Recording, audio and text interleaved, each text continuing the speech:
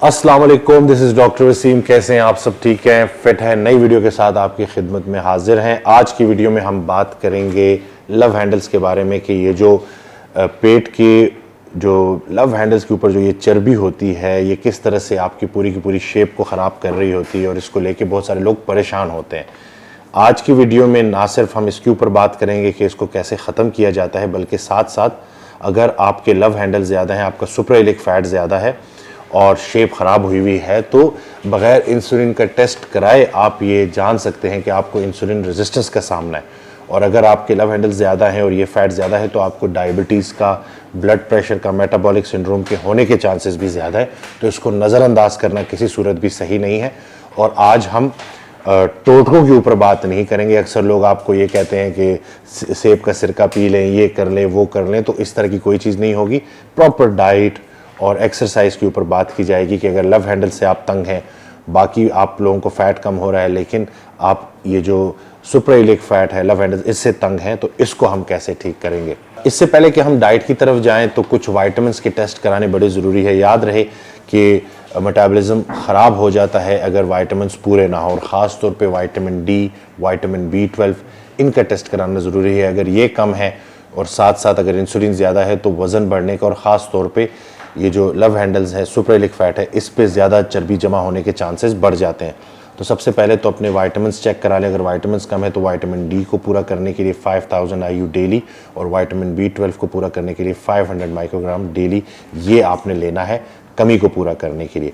इसके बाद आ जाते हैं डाइट की तरफ कि कौन सी डाइट इफेक्टिव होगी सुपराइलिक फैट को कम करने के लिए। तो हमारे पास जो कि काफ़ी सारे पेशेंट्स आते हैं, काफ़ी सारे क्लाइंट्स आते हैं जिनको जो है कमर के इसी हिस्से पे चर्बी ज़्यादा होती है, तो हम जब उनको किसी लो कार्ब डाइट पे डालते हैं या कीटो डाइट पे डालते हैं तो वो ज़्यादा से ज़्यादा इफेक्टिव होती है और ज़्यादातर रिजल्ट्स देती है।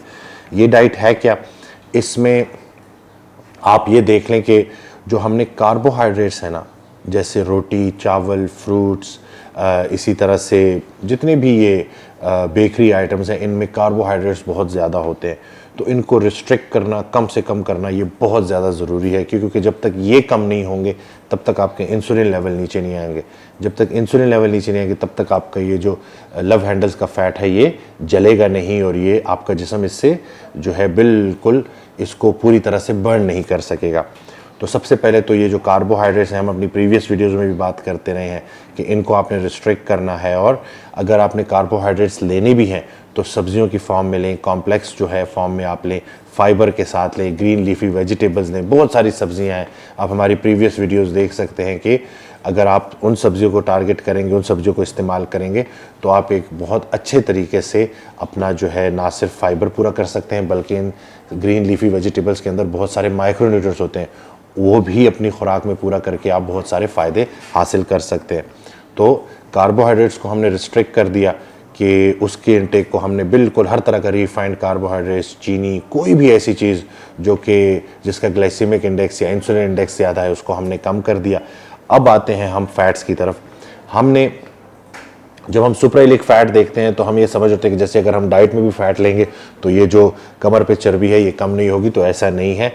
हमने सिर्फ कैलोरीज नहीं देखनी, हमने जो हार्मोनल साइड है वो भी देखनी है कि हर खुराक का, हर जो चीज़ हम खाते हैं उसका इंसुलिन इंडेक्स होता है, उसका हार्मोन के ऊपर अफेक्ट होता है। तो अब हम आ जाते हैं कि हेल्दी फैट्स, यानी कि वो सब्जियां हमने कर ली इतनी सारी, अब उस सब्जियों को अगर हमने पकाना है तो हम किन फैट्स में पका सकते हैं। आप देसी घी में पका सकते हैं, आप सरसों के तेल में पका सकते हैं, आप कोकोनट ऑयल में पका सकते हैं, आप मक्खन में पका सकते हैं। ये सारी वो चॉइसेस हैं जिसमें हम जो है सब्जियों को कुक करके ना सिर्फ सब्जियों के ज़रिए माइक्रोन्यूट्रिएंट्स ले सकते हैं, फाइबर ले सकते हैं, बल्कि साथ साथ जब हम फैटी एसिड्स अच्छी सोर्स से ऐड करेंगे तो हमारा जिस्म मजबूत होगा और उसके साथ साथ जो इंसुलिन है उसके लेवल्स भी कम से कम रहेंगे। क्योंकि याद रहे जितने भी ये हेल्दी फैट्स हैं ये इंसुलिन को स्पाइक नहीं करते, इंसुलिन का जो इंडेक्स है इनका सबसे कम होता है। आप इसको देख सकते हैं कि किस तरह से देसी घी, मक्खन, अंडे की जर्दी और कोई भी फैट, कोकोनट ऑयल, इसी तरह से सरसों का तेल, इन सब का इंसुलिन इंडेक्स सबसे कम होता है। तो इसको अपनी खुराक में आप लोग रखें।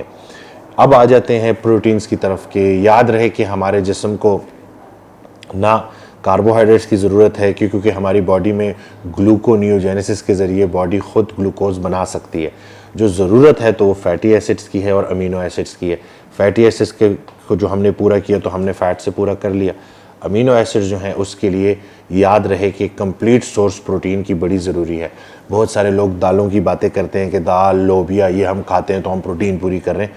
तो आप लोगों की इतलाक़ के लिए अर्ज़ है कि ये इनकम्प्लीट सोर्स है प्रोटीन का। जब तक आपकी अमीनो एसिड्स मुकम्मल नहीं होंगे सारे एसेंशियल, तब तक मसल बिल्डिंग होगी नहीं, तब तक रिक्वायरमेंट पूरी होगी नहीं। तो कंप्लीट सोर्स ऑफ प्रोटीन कौन कौन सी हैं सुनते जाएं। अंडे, चिकन, मटन, बीफ, ये वो सारी सोर्सेज हैं जो कि आपकी कंप्लीट सोर्सेज है प्रोटीन की। अगर लेट्स से लोबिया, आप थोड़े से डायबिटीज़ अगर आपको नहीं है, राइस के साथ लेंगे तो वो भी एक तरह से जो इसको इकट्ठा करके आप कंप्लीट सोर्स बना सकते हैं। लेकिन प्रेफरेबली जो सोर्सेज हैं, अच्छी प्रोटीन सोर्सेज हैं, वो यही है कि आपने चिकन, मटन, बीफ, फिश, इसी तरह से आपके जो है एग्स हो गए, ये आपने ले लिए। इसी तरह से जो ये मटन या बीफ की जो कलेजी है वो भी आप ले सकते हैं। ये भी एक अच्छा मतलब सुपर फूड है, इसके और बहुत सारे फ़ायदे हैं। चिकन की कलेजी को अवॉइड कीजिएगा क्योंकि आप लोग जानते हैं कि आजकल किस तरह से ना वो अक्सर ये जो बात की जाती है कि जो ये मुर्गियाँ इनको तेज़ी से ग्रो किया जाता है तो इनमें टॉक्सिन्स होते हैं, तो वो सारे टॉक्सिन्स आपके जो मुर्गी के जो लिवर है उसमें होते हैं, तो उसको आप ना इस्तेमाल करें। बाकी जो उसका मीट है, जो गोश्त है, वो आप इस्तेमाल कर सकते हैं। तो हमने आज की वीडियो में बात कर ली कि डाइट में हमने कार्बोहाइड्रेट्स को रिस्ट्रिक्ट कर लिया, हमारे पास फैट्स की सोर्सेज आ गई, हमारे पास प्रोटीन की सोर्सेज आ गई। ये तो एक जनरल बात हो गई। अब आ जाते हैं कि किस तरह से लेना है और कितना लेना है। तो याद रहे कि जो भी आपकी कैलोरीज है, मेंटेनेंस कैलोरीज हैं, लेट्स से 2000 कैलोरीज आपको चाहिए वज़न बरकरार रखने के लिए, तो आप 1500 या 1600 कैलोरीज का प्लान बनाएं।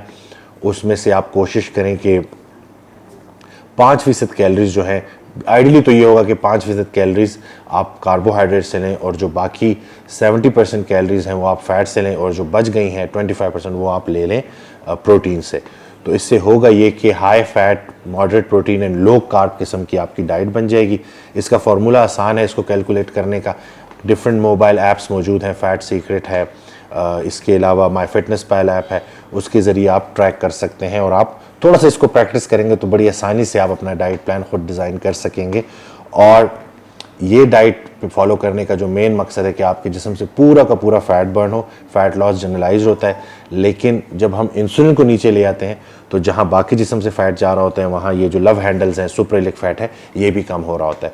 और ये एक निशानी है कि अगर यहाँ से फैट जा रहा है तो आपकी इंसुलिन रेजिस्टेंस भी ठीक हो रही है। इंसुलिन रेजिस्टेंस ठीक हो रही है तो डायबिटीज़ ठीक हो रही है, या डायबिटीज़ के चांसेस कम से कम हो रहे हैं। तो अब आ जाते हैं एक्सरसाइज के ऊपर, बात करते हैं कि एक्सरसाइज कौन सी इफेक्टिव होगी। क्योंकि एक्सरसाइज को लेके ना बहुत सारे लोग लव हैंडल्स को कम करने के लिए 1.5 घंटा 2 घंटा कार्डियो कर रहे होते हैं, जो मेरे नज़दीक टाइम ज़ाया करने के अलावा कुछ भी नहीं है। अगर आपने एक्सरसाइज करनी भी है और आपने जो ये स्टबन फैट है, जो सुपरलिक फैट है, इसको बर्न करना है, तो आप कंपाउंड एक्सरसाइजेस करेंगे, स्ट्रेंथ ट्रेनिंग करेंगे, स्क्वाट्स करेंगे, लंजेस करेंगे, डेडलिफ्ट करेंगे। इस तरह जो बाकी अगर कार्डियो करनी भी है तो हाई इंटेंसिटी इंटरवल ट्रेनिंग आप कर सकते हैं, स्प्रिंट्स कर सकते हैं। जो अपराइट बाइक होती है उसको रेजिस्टेंस बढ़ा के आप तेज़ी से जो है कर सकते हैं, मतलब इंटेंसिटी बढ़ा के, कम करके। तो इससे बेसिकली होता क्या है हाई इंटेंसिटी इंटरवल ट्रेनिंग से कि आप कम पेस पे पहले आप एक्सरसाइज स्टार्ट करते हो, फिर आप तेज़ी से हार्ट रेट को ले जाते हो ऊपर इंटेंसिटी बढ़ा के, और फिर कुछ देर के बाद आप फिर से स्लो हो जाते हो। तो इससे होता ये है कि हार्ट रेट जो है तेज़ी से ऊपर जाता है, फिर नीचे आता है, स्टेबल होता है, फिर ऊपर जाता है, फिर नीचे आता है। तो इस फॉर्म की जो एक्सरसाइज है उससे आपका मेटाबॉलिज्म ज़्यादा से ज़्यादा बूस्ट होता है। और याद रहे जितना आप लेग्स को ट्रेन करेंगे, टाइप 2 फाइबर्स को हिट करेंगे, उतना आपका मेटाबॉलिज्म बूस्ट होगा, उतना ही ज़्यादा इफेक्टिवली आप कैलोरीज बर्न करेंगे। तो अगर इस वीडियो से पहले आप सिर्फ कार्डियो कर रहे थे, यानी कि ट्रेडमिल कर रहे थे या स्लो पेस पे वॉक कर रहे थे, तो आप स्ट्रेंथ ट्रेनिंग की तरफ भी आएंगे। और अगर आपने कार्डियो करनी भी है तो आप हाई इंटेंसिटी इंटरवल ट्रेनिंग कर सकते हैं। इसके अलावा सर्किट ट्रेनिंग कर सकते हैं। एक एक्सरसाइज आहिस्ता आहिस्ता करने से बेहतर है कि 4 से 5 एक्सरसाइजेस का एक स्टेशन बनाएं, एक सर्किट बनाएं, कि जैसे आपने लेट से 5 राउंड आपने करने हैं एक सर्किट के आपने 5 एक्सरसाइजेस चूज़ की, आपने डंबल रोज चूज़ की, आपने बर्पीज चूज़ की, आपने जंप स्क्वाट्स चूज़ किए, आपने पुशअप्स चूज़ किए, और आपने इसके अलावा लेट से कह लें कि प्लैंक्स आपने रख लिए, ठीक है ना। तो 5 एक्सरसाइजेज हैं। इन 5 एक्सरसाइजेस को आपने विदाउट रेस्ट जो है ना, बगैर किसी रेस्ट के करना है। ये पूरा का पूरा एक सर्किट कंप्लीट करना है, फिर आपने 2 मिनट रेस्ट लेना है, फिर आपने ये 5 एक्सरसाइज का सर्किट पूरा करना है, फिर 2 मिनट रेस्ट लेना है। तो 5 दफ़ा ये सर्किट रिपीट अगर आप करेंगे तो ये एक्सरसाइज, इस तरह की एक्सरसाइज आप जो है आपके लिए ज़्यादा इफेक्टिव होगी। एक्सरसाइजेज आप अपने मुताबिक चूज कर सकते हैं। एक एक्सरसाइज थोड़ी सी ईजी रखिएगा, बाकी 4 एक्सरसाइजेज हार्ड रखिएगा, तो उससे होगा ये कि आप वो सर्किट ट्रेनिंग बड़ी अच्छी तरह से कर सकेंगे। और ये याद रहे कि जितना जितना आप फ्रीक्वेंटली या जितना जितना आप इस पेस पे एक्सरसाइज करेंगे, उतना उतना आपकी स्टेमिना, एंडोरेंस ये बढ़ती जाएगी और ये एक्सरसाइज आसान होती जाएंगी। अगर आपकी एज ज़्यादा है और या कोई नी का पेन है या इशू है, तो फिर आप अपने फिजियोथेरेपिस्ट से मशवरा किए बगैर एक्सरसाइज स्टार्ट ना कीजिएगा। वो जो एक्सरसाइज आपको अलाउ करेंगे वो आपने करने हैं, जो आप मना करेंगे तो उससे आपने दूर रहना है वक्ती तौर पे। एक दफ़ा जब ये पेन ख़त्म हो जाए, आप रिकवर कर जाएं, तो फिर आप एक्सरसाइज की इंटेंसिटी बढ़ा सकते हैं। तो आज की वीडियो का जो मकसद था, आप लोगों को अवेयरनेस देना था, आपको बताना था कि ये जो सुप्राइलिक फैट है, ये जो पूरी आपकी शेप बिगाड़ के रख देता है। कि बहुत सारे लोगों को, बॉडी बिल्डर्स को मैं देखता हूं कि जिनकी चेस्ट तो काफ़ी अच्छी डेवलप हुई होती है, लेकिन पेट पे चर्बी होती है, और ख़ास तौर पे ये जो सुप्राइलिक फैट है, ये जो लव हैंडल्स है, ये निकले होते हैं, तो पूरी शेप का सत्यानाश कर रहे होते हैं। और ऐसे लोग अक्सर मजीद वेट गेन करना भी चाह रहे होते हैं। तो आप लोगों के लिए अगर आप एक इशारा जो है ना, कि अगर आपका जो है ये लव हैंडल्स जो है यहाँ पे फैट है, तो आप मजीद गेनिंग की तरफ नहीं जाएंगे, आपने फैट बर्न करना है। और एक दफ़ा ज़रा जिस्म से ये फैट साफ़ कर दें, अपने आप को मुकम्मल लीन कर दें, उसके बाद आप वेट गेन कर सकते हैं। रिवर्स डाइटिंग के ज़रिए लीन बल्क कर सकते हैं। एक और चीज़ जो मैं ऐड करना चाहूँगा, अगर तो आप ये सारी चीज़ें कर रहे हैं और फिर भी सुप्राइलिक फैट कम नहीं हो रहा, तो एक टेक्निक है जिसको हम कहते हैं कार्ब साइकिलिंग। ये क्या होती है, आसान अल्फाज में समझाने के लिए, इसमें डिफरेंट होते हैं, low carb, moderate carb, high carb, लेकिन मैं आसान करके सिर्फ इसको हाई कार्ब से आपको एक्सप्लेन करना चाहूँगा ताकि आप लोगों तक वो बात पहुँच जाए। लेट्स से आपने 5 दिन जो है वो बिल्कुल लो कार्ब डाइट की है और जिसमें कार्ब्स बिल्कुल भी नहीं है, तो जो छठा दिन है उसमें आप कार्बोहाइड्रेट्स को 150 या 200 ग्राम्स तक ले जाइएगा, ताकि आपके ग्लाइकोजन टैंक दोबारा से फिल हो, लेप्टिन ऊपर की तरफ आए, मेटाबॉलिज्म बूस्ट हो और तेज़ी से आपका फ़ैट दोबारा से बर्न होना शुरू हो। मेटाबॉलिज्म बूस्ट होगा तो उसके बाद आपका फ़ैट बर्न भी तेज़ी से होगा, क्योंकि जब आप लंबे अरसे तक लो कार्ब डाइट कर रहे होते हैं तो आपका मेटाबॉलिज्म जो है वो आहिस्ता आहिस्ता कम होना शुरू होता है और आपकी रिक्वायर्ड कैलोरीज कम होना शुरू हो जाती हैं। तो कार्ब साइकिलिंग जो छठा दिन है उसमें आपने कार्बोहाइड्रेट्स को ले गए तकरीबन 200 ग्राम्स तक, और इसमें कैलोरीज कितनी रखनी है ये बड़ा गौर से आप सुनिएगा। कि लेट्स से आप 1500 कैलोरीज का प्लान फॉलो कर रहे थे, तो on that high carb day आपने 3000 कैलोरीज लेनी है। इसको रीफीड डे बोल दें, इसको कार्ब साइकिलिंग बोल दें, कोई भी नाम दे दें। मकसद इसका ये है कि हमने 5 दिन कार्बोहाइड्रेट्स को बिल्कुल रिस्ट्रिक्ट किया, ग्लाइकोजन टैंक को बिल्कुल डिप्लीट किया, और छठे दिन को दोबारा से ग्लाइकोजन टैंक फिल किया। बॉडी को ये सिग्नल लगता है कि जैसे कैलोरीज दोबारा से आ गई हैं, तो दोबारा से मेटाबॉलिज्म को बूस्ट कर दो। लेकिन होता ये है कि वेरी नेक्स्ट डे हम दोबारा से लो कार्ब पे चले जाते हैं। तो इस तरह से हम बॉडी को ट्रिक करते रहते हैं। ये आप हर तीसरे दिन भी कर सकते हैं, हर चौथे दिन भी कर सकते हैं, 2 डेज लो 2 डेज हाई भी कर सकते हैं। लेकिन याद रहे कि आपने वीकली जो कैलोरिक डेफिसिट है ना, उसको मेंटेन ज़रूर रखना है। ऐसा ना हो कि आप बहुत ज़्यादा कैलोरीज ले लें और आप जो कैलोरिक डेफिसिट है उससे ही बाहर आ जाएं। जो एक हाई कार्ब डे होगा उसमें आपने रीफीड डे, इसीलिए हम कहते हैं कि ये चीट डे नहीं है कि जिसमें आपने अंधाधुंध कैलोरीज खाई। हो सकता है कि आपने 1500 कैलोरीज के बाद जो रीफीड या जो चीट डे लिया उसमें आप 5000 या 6000 कैलोरीज जो है ले लें, तो आप बहुत ऊपर की तरफ ना चले जाएं, बहुत लिमिट क्रॉस ना कर दें। इसलिए सारी चीज़ें कैलकुलेटेड होती हैं। तो आई होप कि इस वीडियो से आपको फ़ायदा हुआ होगा। चैनल को सब्सक्राइब करना ना भूलिएगा और शेयर करना ना भूलिएगा। लोगों तक, अपने रिश्तेदारों तक हमारा ये मैसेज पहुंचाएं, क्योंकि मकसद आपको अवेयर करना है, एजुकेट करना है, इन्फॉर्म करना है, ताकि ये जो हम एक कमज़ोर जनरेशन छोड़ के जा रहे हैं जिसमें बीमारियां तेज़ी से बढ़ रही हैं, ये ना हो और हमारी जनरेशन फ़िट हो जाए। याद रहे, वो कौमें जो फिज़िकली फ़िट हैं, जो एक्सरसाइज करती हैं, जो डाइट करती हैं, वो मेंटली भी फ़िट होती हैं। और जब आपका जहन फ़िट है तो आपको क्रिएटिव आइडियाज़ आएंगे, आप बहुत क्रिएटिव होगे, आप बहुत इनोवेटिव होगे और आप बहुत ज़्यादा पॉजिटिव होगे।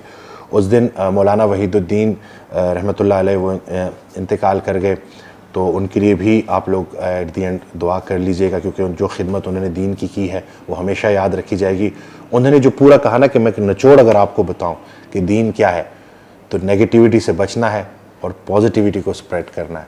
तो जो इंसान फिज़िकली फ़िट होता है, जो एक्सरसाइज करता है, जो अपनी सेहत का ख्याल रखता है, वो मेंटली फ़िट होता है, वो पॉजिटिव होता है। और याद रहे, जिम में जितने लोग एक्सरसाइज कर रहे होते हैं ना, वो जब एक्सरसाइज कर लेते हैं तो उनका गुस्सा भी कंट्रोल हो जाता है और उस दौरान वो कोई ना कोई पॉजिटिव बात ही कर रहे होते हैं। तो आप एक ऐसे इन्वायरमेंट में होते हैं जहाँ पे आपको ज़्यादा पॉजिटिव लोग मिल रहे होते हैं। जाहिर सी बात है कि जो इंसान खुद तकलीफ़ में होगा, जो खुद स्ट्रेस में होगा, जो खुद एंग्जाइटी में होगा, वो अपने लिए भी मुश्किल क्रिएट कर रहा होगा और दूसरों के लिए भी। तो ये जो फिज़िकल फिटनेस है ये बहुत ज़रूरी है। ये हमारी, इसको ऐसे कह लें कि हमारे दीन इस्लाम ने भी फ़िटनेस को प्रमोट किया है। कवी मोमिन बेहतर है ज़ईफ़ मोमिन से, डिफरेंट अहादीस मौजूद हैं हमारे पास।